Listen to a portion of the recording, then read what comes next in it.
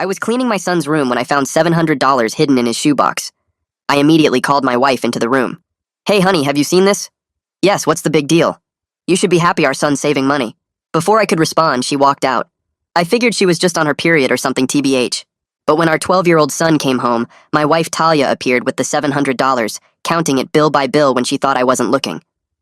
"Not enough," she said quietly, then louder, looking at Adonis. "You know what happens if it's not enough." I bit my tongue until the next morning.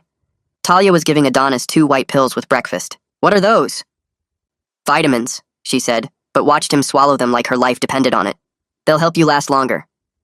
That's when his teacher, Mrs. Swan, called me from work. "Mr. Williams, I need to talk to you about Adonis. He's fallen asleep in class 3 times this week. I'll talk to him tonight." "Mr. Williams," she paused. "Is everything okay at home?" Her question swam around my head like a shark. That evening, I tried bringing it up with Talia while she was folding laundry. "Mrs. Swan called about Adonis sleeping in class." She didn't even look up. "Kids need more sleep. Maybe we should get him to bed earlier." "Talia, he went to bed at 7:30 p.m. last night." She finally turned around, and for just a second I saw fear in her eyes, like she was drowning and I was about to find out why. "Just leave it alone, Noah. Please." That night I couldn't sleep. Something was nagging at me, so I went to check our family computer. The Facebook Marketplace was still open. As I scrolled through the sold listings, my heart dropped. Adonis's PlayStation, his bike, the signed baseball from his 10th birthday that he'd treasured. The next morning at breakfast, I watched Adonis try to eat. His split lip made him wince with every bite. Purple bruises crept up from under his collar. "Adonis, who did this to you?" Nobody did anything to me. But his hands were shaking so bad he dropped his orange juice. Talia grabbed him by the shoulders. "You promised me 3 more months. 3 more months." She was crying now. "I can't lose both of you." I asked if she was okay, and she mumbled something about hormones and menopause. I was in the pickup line that afternoon when Principal Harris approached my car. She leaned into my window before I could even ask about Adonis. "He's fine," she said quickly. "Don't ask questions. Just be grateful." "Mrs. Harris, what?" "Your wife said if we interfere, she'll pull him from school entirely. At least here we can watch him." She was already walking away. When I got home, I cornered Talia in our bedroom. "Something's wrong with Adonis. Really wrong." "Drop it." "Talia, I said drop it." In 15 years of marriage, she'd never screamed at me like that. Then I heard movement from the bathroom. Adonis was hunched over the toilet. The water was pink. He was vomiting blood and trying to flush it away before I could see. "It's nothing, Dad. Just ate something bad." "That's blood. You're throwing up blood." "It's fine." "It's not fine." I grabbed Talia in the hallway. "We're taking him to the hospital. Right now. They'll ask too many questions. They'll take him away from us." Her phone rang. She answered it with shaking hands, then her face went white. "If he dies, it's on you," she hissed into the phone. "You promised me this would save him. You promised me it was the only way." Talia hung up and turned to find Adonis in the doorway. "Mom, it hurts so much when they use me. Everything hurts." His voice broke on the last word. She pulled him against her, running her fingers through his hair. "I know, baby. I'm so proud of you." She was crying into his hair. "Just 1 more week, then we're done." That's when I decided to check on him later. But at 3 a.m. when I went to his room, his bed was empty, still made. On his pillow was a note. "Dad, if you're reading this, I'm okay. I'll be home by sunrise." I ran to the window just as a sedan pulled into our driveway. Adonis limped out the back door and climbed in. I let the Uber get a block ahead before I started my engine. I thought I was prepared for anything. But I was wrong, because that's when he pulled into Mel's diner. Through the window, I saw him go straight to the back, emerging in an apron and name tag. The night shift waitress hugged him. The cook waved from the kitchen. Everyone knew what he was doing. Everyone except me. I sat in my car, frozen in place, watching my child work. He carried trays loaded with plates that made his arms shake. Truckers 3 times his size barked orders at him. I kicked that door open so hard it slammed into the wall. "That's my 12-year-old son!" Every eye turned to me. The manager stepped back. He said he was 16, had a work permit. "He's 12 years old." An older trucker in the corner booth stood up slowly, deliberately. "We all knew, mister. Every one of us knew. But the kid said it was life or death, said he needed the money to save someone." My world tilted. A waitress was already on her phone. Minutes later, Talia's car screeched into the parking lot.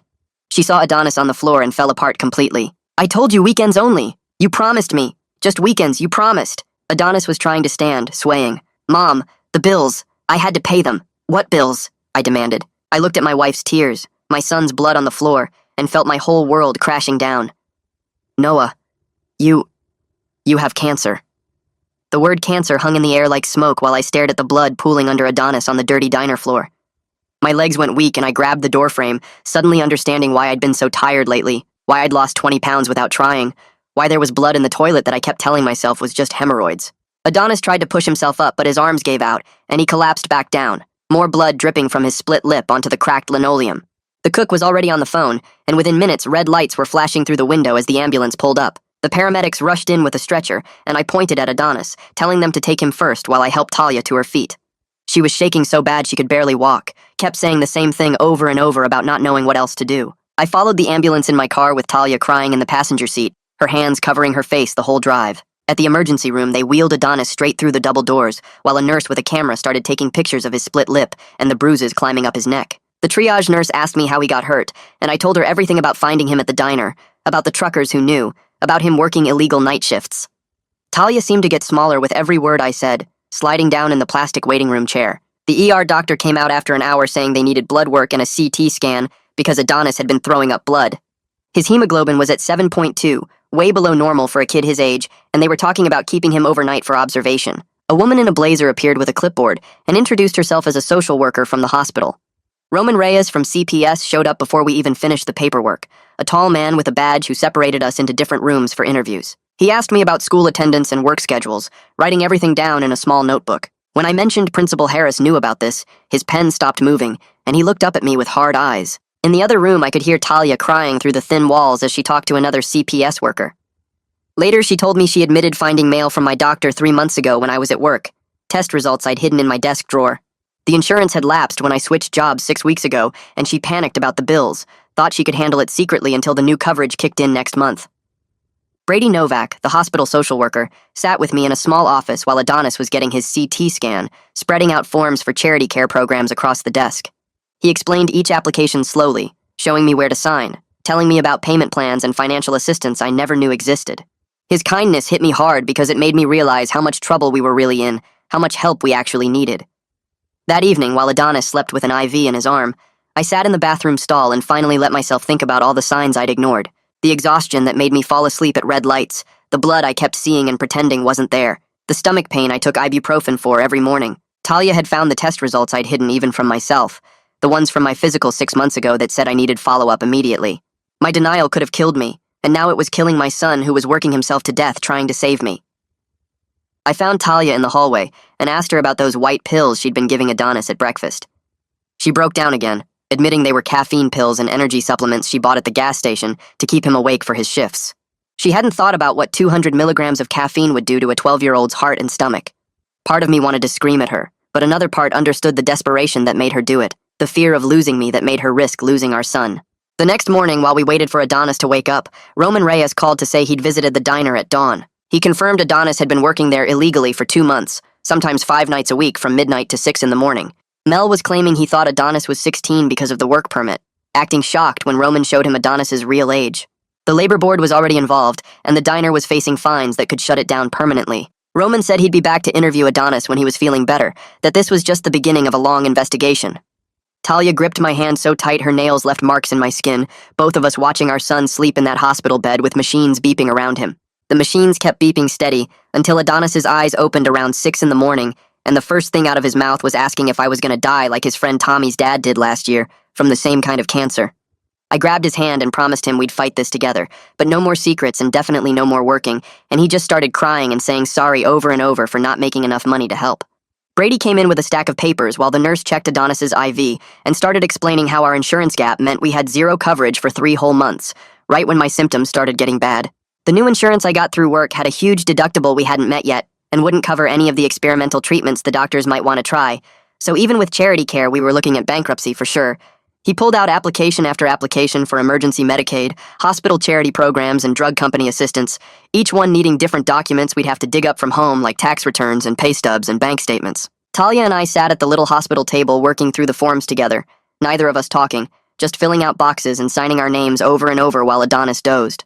A woman in a white coat came in and introduced herself as Dr.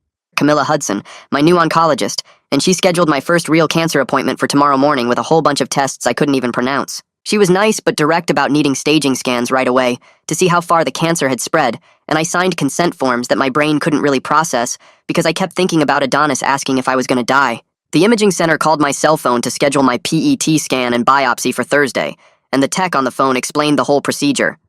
While I just nodded and said okay, even though she couldn't see me, my mind stuck on Adonis's question about dying, while everything moved way too fast and way too slow at the same time. While I was down getting my first round of tests done, Talia sat with Monica Fowler, the family therapist they assigned us, and spilled everything about how she'd contacted Mel when she got desperate for cash, telling him Adonis was really mature for 12 and could handle the work. She kept saying how lots of kids work in family businesses, so she figured it wasn't that different, except deep down she knew it was totally different.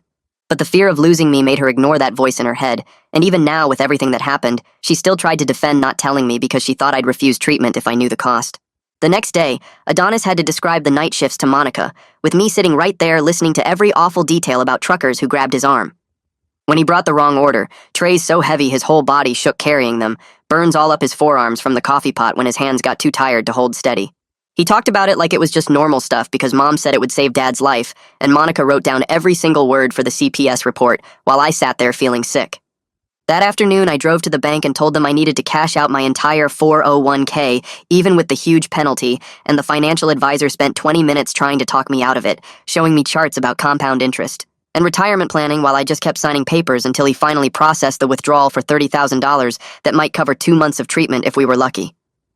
Roman called while I was driving home to tell me he'd been investigating the school's involvement and found out Principal Harris actually helped forge the work permit, because she thought supervised work at the diner was better than our family ending up homeless on the street, and now the school board was launching their own investigation into how this happened. When I got home, Talia was already back from the bank with rejection letters from 3 different personal loan companies, all denying her because our debt-to-income ratio was already too high with the mortgage and car payments and credit cards we'd been using for groceries. She'd stopped at the food pantry on the way home and brought in bags of canned soup and boxes of spaghetti, her face completely blank as she unpacked them into our cabinets, her pride so broken she couldn't even look at me. We ate the donated spaghetti that night in total silence, all 3 of us at the table but nobody talking, just the sound of forks on plates and Adonis wincing when the tomato sauce hit the cuts in his mouth. The phone rang right as I was clearing the plates and Dr. Hudson's office number showed on the screen. I grabbed it with shaking hands while Talia froze at the sink and Adonis watched from his chair. The nurse told me to come in tomorrow morning for my test results, and I knew from her voice it wasn't good news. That night I laid awake feeling the pain in my gut that I'd been ignoring for months, the same pain I'd been taking 3 ibuprofen for every morning just to get through work. The next morning we all drove to the hospital together because Talia said we needed to hear it as a family. Dr. Hudson sat us down in her small office with diplomas on the wall and a plastic skeleton in the corner. She pulled up images on her computer screen showing my insides lit up in different colors. The tumor in my colon was about the size of a golf ball, and she pointed to spots that might be spread to nearby tissue. She used words like resection and adjuvant therapy while drawing diagrams on a notepad. The surgery would remove part of my colon and check the lymph nodes to see if it spread. After surgery would come chemo, maybe radiation depending on what they found. She quoted survival rates that sounded both hopeful and scary at the same time. With treatment, stage 3 had a 60 to 70% 5-year survival rate. Without treatment, maybe 6 months to a year. Adonis started crying and grabbed my hand so tight it hurt. On the way out, Roman was waiting in the lobby with discharge papers for Adonis. The CPS monitoring meant weekly check-ins at their office downtown, no work of any kind, and mandatory counseling twice a week. Adonis looked relieved when Roman explained that adults were handling things now. The 3 of us drove home in silence, our family broken but still holding on. The next day I had to go to my office to meet with HR about medical leave. The lady behind the desk was nice enough as she explained that family medical leave would protect my job for 12 weeks, but it was unpaid. She processed the paperwork while I did math in my head about how long our savings would last. Without my paycheck, maybe 2 months if we were careful. 3 days later, Mrs. Swan showed up at our door carrying a box of Adonis's schoolwork. She was crying before I even let her in, apologizing over and over for not doing more. She said she tried reporting her concerns 3 times, but was told to document everything and wait for more evidence. She brought all his missed assignments and worksheets, offering to come tutor him for free every Tuesday and Thursday. That evening, while Adonis was at his first counseling session, Talia finally explained everything from the beginning. The first missed insurance payment happened when I switched jobs, and there was a gap in coverage. She thought she could catch up, but then she found the test results I'd hidden in my car showing abnormal cells. Each choice seemed logical at the time, but together they almost destroyed us. She sold Adonis's things first thinking we'd buy them back. Then she heard about cash work at the diner from another mom at the school. Every decision was about keeping me alive without me knowing the cost. I wanted to stay mad, but I could see how fear made her desperate. 2 weeks later, the labor board investigator came to our house with a thick folder of violations from the diner. Mel was facing fines that would probably shut the place down, plus criminal charges for employing a minor in hazardous conditions. The investigator showed us pictures of the kitchen where Adonis worked with the deep fryer and hot surfaces marked as violations. Part of me felt good that Mel would pay, but part of me wondered where all those workers would find jobs now. Our first family counseling appointment with Monica Fowler was mostly her explaining rules while we sat on her brown couch. She made us agree to total honesty going forward no matter how hard the truth was. She said secrets almost killed this family, and honesty was the only way forward. Adonis raised his hand like he was in the school and asked if being honest meant he could be angry at Mom for making him work. Monica said yes, all feelings were allowed here. The next week in his individual session, Adonis told Monica something that made my stomach drop. He said he heard me throwing up blood 2 months ago in the middle of the night, but didn't tell anyone because Mom said Dad needed to keep working for insurance. He thought if he worked harder and made more money, maybe I wouldn't have to work and could get better. His fear of losing me made him think losing his childhood was worth it. Monica helped him understand that wasn't his choice to make, and adults should have protected him. A month after diagnosis, Dr. Hudson called with the final staging results from all the scans and biopsies. Stage 3, a colorectal cancer, which meant it spread to nearby lymph nodes but not to other organs. She recommended starting aggressive chemo right away, followed by surgery in 3 months if the tumor shrank enough. The prognosis was cautiously optimistic if I responded well to treatment, maybe 70% chance of making it 5 years. Scheduling the chemo became a nightmare of logistics since Talia had to work and someone needed to watch Adonis after school. The treatments would be every 2 weeks for 6 months, each one taking most of the day with recovery time after. Disability payments wouldn't start for another 2 months, so Talia had to keep her job. Slowly, our neighbors and church people started offering help with rides and meals, even though we never asked. One afternoon, I sat down with Adonis in his room while he was doing homework. I told him I was sorry for not going to the doctor sooner when I noticed the blood. His pencil stopped moving and he looked up at me with eyes that seemed too old for 12. He said he saw blood in the toilet 2 months ago, but thought it was just from working too hard. We both kept secrets trying to protect each other, and it almost destroyed our family. The next day, Roman called Talia into his office downtown, while I waited with Adonis in the lobby. Through the glass door, I could see him showing her papers and her face going white. She came out shaking and grabbed my arm hard enough to leave marks. In the car, she told me Roman said she could face criminal neglect charges if she missed even one appointment or counseling session. The threat of losing Adonis forever changed everything about how she acted. She started keeping a calendar with every meeting circled in red and set 5 alarms on her phone for each one. My boss called that week to tell me the FMLA paperwork went through, but reminded me it was unpaid leave. We spread all our bills across the kitchen table that night, sorting them into 3 piles. The mortgage and utilities went in the must-pay pile. Credit cards and the car payment went in the delay pile. Everything else went straight to collections. Talia's hands shook as she moved each bill, and I could see her calculating how bad our credit would get. 3 days later, Roman got a call that surprised him enough to call us immediately. The older trucker from the diner wanted to testify about what he saw that night. Roman met with him, and the guy admitted he should have called someone when he first saw Adonis working there. He said he thought tipping extra was helping, but now he knew better. His testimony would help the case against Mel since he saw everything firsthand. That same week, the local news picked up the story about Principal Harris and the school board meeting. She stood at the podium admitting she failed to protect a student in her care. The board voted to demote her, but let her keep teaching, which made some parents angry. A letter arrived at our house 2 days later with her handwriting on the envelope. Talia grabbed it from the mailbox and ripped it into tiny pieces without reading it. She threw the pieces in the trash and slammed the lid shut. Monday morning, the school called because Adonis got into a fight during lunch. Some kid called Talia a criminal who should be in jail, and Adonis punched him in the face. The principal found him crying in the bathroom afterward with bloody knuckles. When I picked him up, he could barely look at me. Monica saw him that afternoon for an emergency session and helped him understand that being angry was normal after everything that happened. She taught him ways to handle the anger without hurting himself or others. Our next family counseling session focused on setting up rules for our house going forward. Monica made us write them on a poster board that we hung on the fridge. Adonis's only job was school and being a kid. Talia had to share all money decisions with me before making them. I had to tell someone immediately if I felt sick or saw blood anywhere. They seemed like simple rules, but we needed them written down to remember. The cancer center scheduled my first chemo for the following Tuesday morning. I sat in the chair while the nurse hooked up the IV and explained what would happen. The medicine went in cold and I could feel it traveling through my veins. Within 3 hours, I was throwing up everything in my stomach. Talia held a bucket under my face while I heaved and shook. She rubbed my back and whispered that she was sorry over and over between my gagging. We both ended up crying on the bathroom floor that night. 2 weeks later, the first stack of medical bills showed up in our mailbox. The total after insurance was $47,000, with more bills still coming. The charity care Brady helped us apply for covered 60%, which left us with $18,000 to pay. The billing department set up a payment plan of $200 a month for the next 10 years. Our budget was already stretched so thin that even that amount seemed impossible. I found Talia at the kitchen table one night writing on notebook paper. She crumpled it up when she saw me and threw it in the trash. After she went to bed, I pulled it out and smoothed the wrinkles. It was a letter to Adonis apologizing for making him grow up too fast and stealing his childhood. She wrote about how she would never forgive herself for what she put him through. I brought it to her the next morning and we talked about forgiveness being something that takes time. She said she wasn't ready to forgive herself yet and might never be. The days blurred together with appointments and treatments and counseling sessions that all felt like punishment, even though they were supposed to help us heal. 3 weeks later, the school called about Adonis having a meltdown during state testing.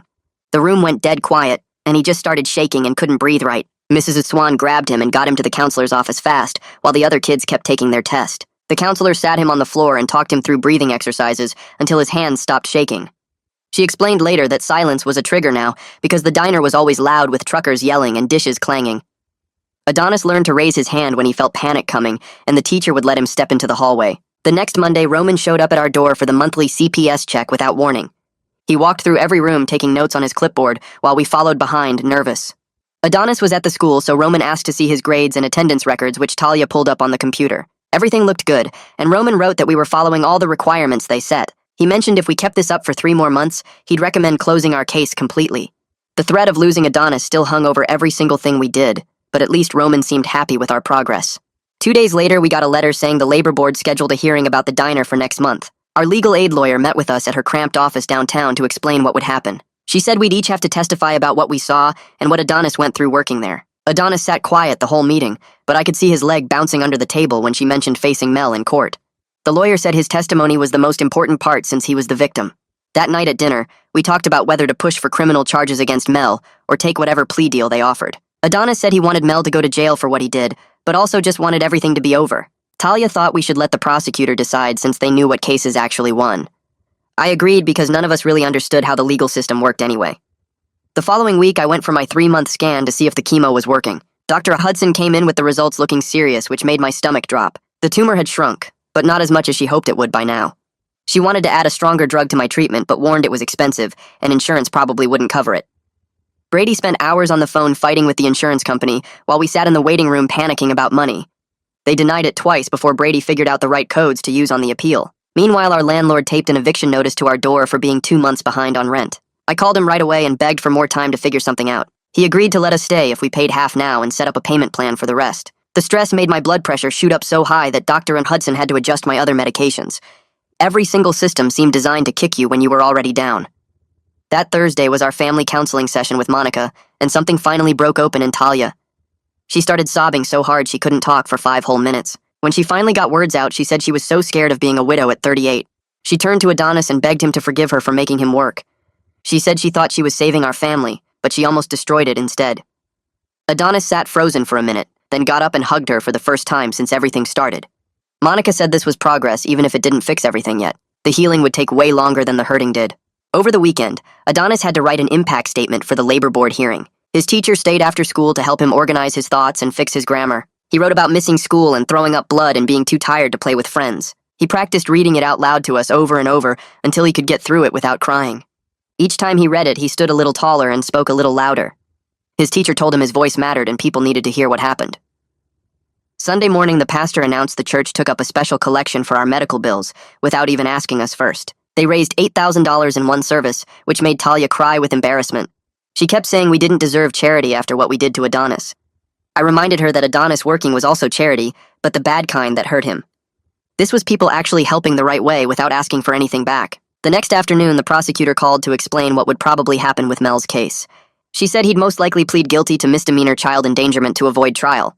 He wouldn't go to jail, but would pay big fines and have to pay Adonis back for all his work, plus extra for damages. It didn't feel like enough punishment, but our lawyer explained that these cases hardly ever ended with jail time. She said the difference between justice and closure was something we'd have to figure out for ourselves. That night before the hearing, we sat around the kitchen table picking at leftover pasta nobody really wanted to eat. Adonis kept folding and unfolding his impact statement, while Talia chewed her fingernails down to nothing. I watched them both trying to find the right words, but nothing came out for the longest time. Finally, Adonis said he just wanted people to know it hurt, and Talia said she wanted it over, and I said I wanted him to feel heard, and we all nodded like that fixed anything. The courthouse the next morning was smaller than I expected. Just a regular government building with metal detectors and tired security guards. We found the right room, and there was Mel already sitting with his lawyer at a table up front. He looked older somehow. His shoulders hunched forward like he was trying to make himself smaller. The judge came in and started reading case numbers and legal stuff I didn't really understand, while Adonis gripped my hand so tight it hurt. Mel's lawyer stood up first and started talking about misunderstandings and how his client thought the work permit was real and were accepted full responsibility for not checking more carefully. The judge cut him off and asked Mel directly if he knew Adonis was 12, and Mel just nodded without looking up. She ordered the maximum fines the law allowed, plus full restitution of all the money Adonis earned, plus penalties that came to almost $20,000 total. When my turn came to testify, I stood up on shaky legs and told them about finding my son at 3 a.m, about the blood and the bruises, and finding out I had cancer all in the same night. I explained how medical debt made us desperate enough that my wife thought this was the only way, how the bills kept coming faster than we could pay them. The judge listened without interrupting, sometimes writing notes, sometimes just watching my face. Then Adonis stood up with his paper shaking in his hands and read about falling asleep at his desk and throwing up blood and being too tired to play with his friends. His voice got stronger as he went, talking about carrying trays that made his arms burn and truckers who yelled at him when he was too slow. The whole courtroom went silent, except for Talia crying into her hands. The judge thanked him for being brave enough to speak up and officially ordered the full restitution amount. 2 weeks later, Roman showed up for what he said would be our last home visit before switching to monthly check-ins. He walked through the house checking that Adonis had his own bed and adequate food in the fridge and working smoke detectors. He sat down with us after and said he'd seen too many families destroyed by medical debt, that what happened to us wasn't uncommon, just usually hidden better. He reminded us that asking for help should have been the first step, not the last one, then signed the paperwork reducing our supervision. 3 months into chemo, Dr. Hudson finally said the tumor had shrunk enough to operate. She showed us the scans on her computer screen, pointing to the dark spots that had gotten smaller, but not small enough to just leave alone. She explained they'd remove part of my colon and the lymph nodes nearby to make sure they got everything. The risks were real, she said. Infection and complications and no guarantee it wouldn't come back. But doing nothing meant certain death within a year.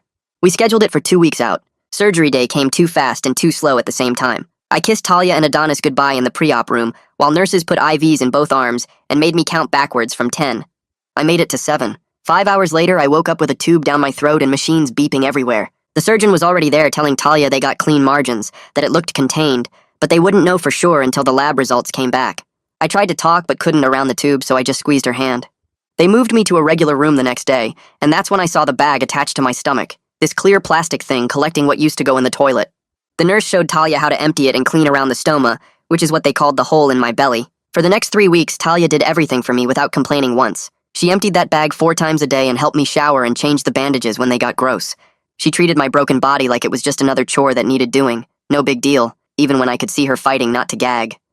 Adonis brought his homework to my room every afternoon and did it sitting in the visitor chair, keeping me company without needing to talk much. Around that same time, Monica found a support group at the hospital for kids with sick parents. Adonis didn't want to go at first, but we made him try it once. He came back talking nonstop about this kid whose mom had MS and another whose dad had a brain tumor. He said they understood what it was like to be scared all the time that your parent might die. He went back the next week on his own. Then the letter came from the emergency grant Brady had applied for months ago. $15,000 approved for medical debt relief. Combined with the church fundraiser and the charity care discount, we were down to about $18,000 total. Still massive, but Brady helped us set up a payment plan we could actually manage without losing the house. We'd be paying $150 a month for 10 years, but we'd make it work somehow. 2 days later, I got the call from HR while sitting in the hospital cafeteria eating a dry sandwich.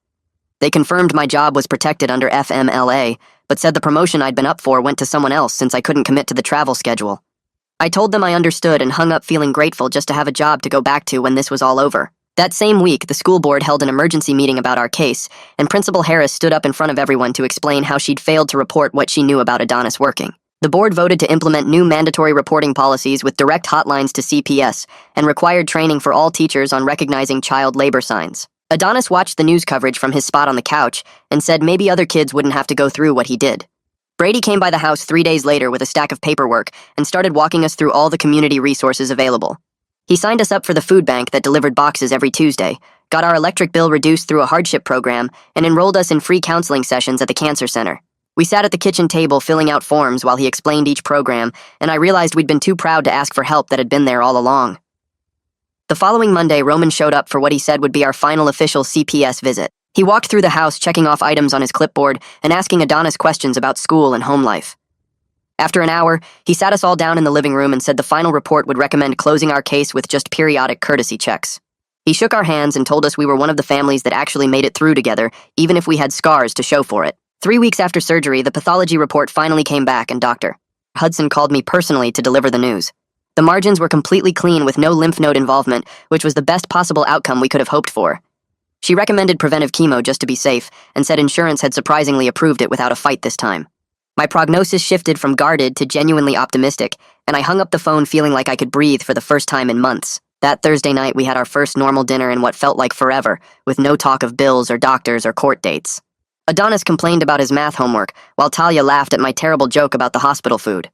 We were eating spaghetti from the food pantry again, but it tasted better than any fancy meal because we were sitting together at our table without the weight of secrets crushing us. I watched my wife and son talking about normal things and realized this was what healing looked like. The next afternoon, a package arrived addressed to Adonis with no return label. Inside was his signed baseball from his 10th birthday that we'd sold months ago to the pawn shop. A note said the community had pooled money to buy it back for him after hearing our story. Adonis held it in both hands, staring at the signatures before walking into my room and placing it on my nightstand next to my medications. He said he wanted it where we could both see it every day, as a reminder that some things could be recovered even after we thought they were gone forever. Looking at my family gathered in my hospital room that evening, I understood that honesty had become more than just a new rule for us. It was the foundation we were using to rebuild everything that had broken when we tried to carry our burdens alone. We'd survived cancer and exploitation and the betrayal of keeping secrets from each other. We were scarred from the fight and poor from the bills and would be paying off debt for years to come. But we were together in that room with Adonis doing homework in the chair and Talia organizing my medications, and that was enough for today. All right, I'm calling it there. I'm off to raid the fridge and check comments. Subscribe if you want to hang out again.